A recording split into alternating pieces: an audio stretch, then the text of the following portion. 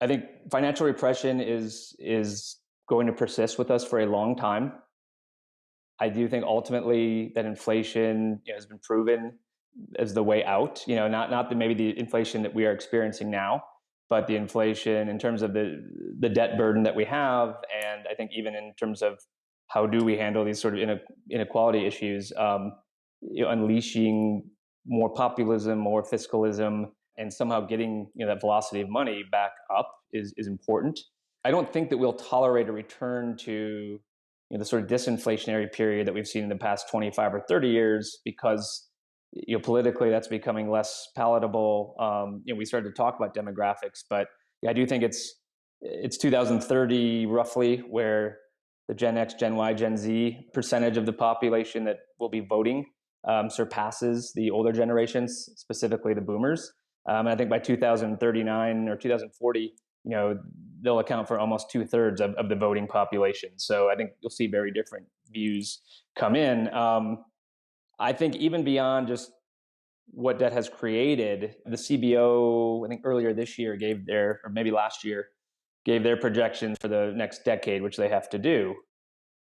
And, I think their forecast was for $4.6 trillion in just interest debt payments that our country has over the ensuing decade through 2031. So it must have been 2021.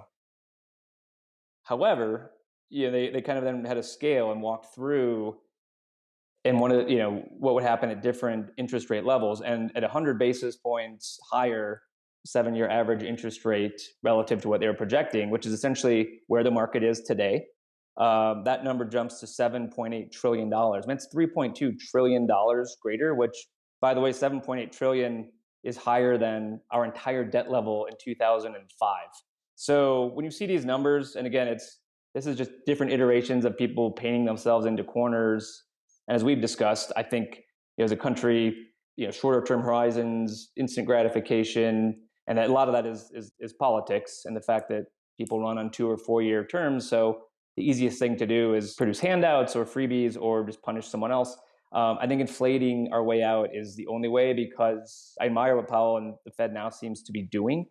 But the idea that we can go on any sort of significant austerity initiative to me seems pretty unlikely. And again, I think as the demographics do shift towards the younger cohorts, and you see this, I know this will probably change over time, but if you look at their values as of at least today, you see with each younger generation, they value capitalism and democracy less. They value heavier state intervention and more community-oriented approaches more. Of course, we're getting further and further away from people who have actually seen the illnesses of communism. So I do think over time, those younger generations, as they tend to do, they may migrate a bit more conservatively from the views that they hold today. I mean, I think in the last presidential election, there was a survey of New York City private school seniors who you assume are privileged.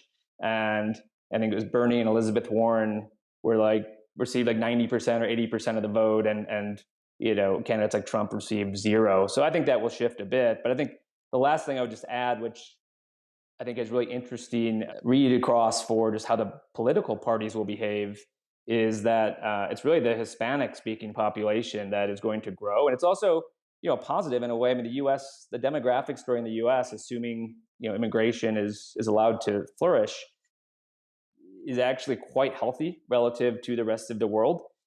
But if you look at the trajectory between now and by 2040, Hispanics are expected to account for 80% of our overall population growth. And I want to make sure I have this right, but Gen Z will be the first cohort with a non-Hispanic white minority in the US. So we're still a relatively young country, but the composition is definitely shifting. And I do think the Hispanic vote is going to be a significant swing factor on how these things play out. And I've had views on both sides. I think there's a prevailing view that the Democrats are still the party of the kind of Hispanic population. And then I have a number of friends in Florida who are Cubans, where they talk about how much they detest communism and they're very conservative in their views. So I think those are interesting nuances to sort of how this plays out.